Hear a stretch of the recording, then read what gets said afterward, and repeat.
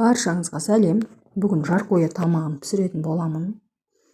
Алдымен ыдысқа майымызды құйып қыздырып аламыз. Қызып тұрған майға етті салып қуырамыз. Баяу отта шала қуырамыз етті.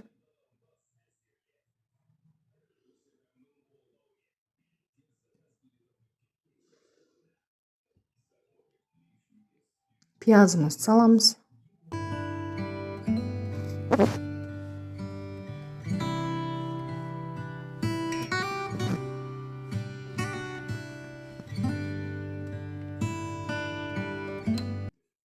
Сәбізді саламыз.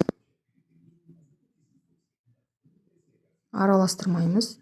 Бірінің үстіне бірін сала береміз. Шамалы тұз сеуіп, картопты саламын.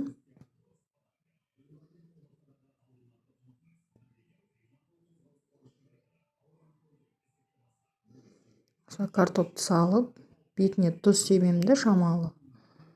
Баяу отта 35-40 минут пісіремін. Бетін жауып қоясыздар, ашпайсыздар мүлде. Астын жай қойып қоямыз. Міне картоптар пісті. Езілмей әдемі болып пісті. Қалай салдым, тура солай болып тұр.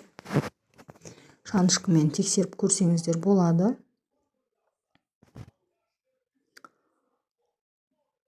Енді араластырамыз. Ақырындап жайлап араластырамыз. Картошка езіліп кетпеу керек.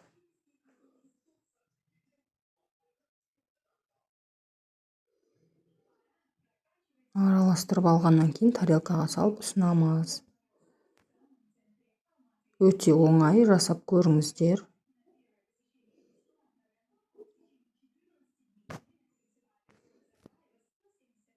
Ас болсын.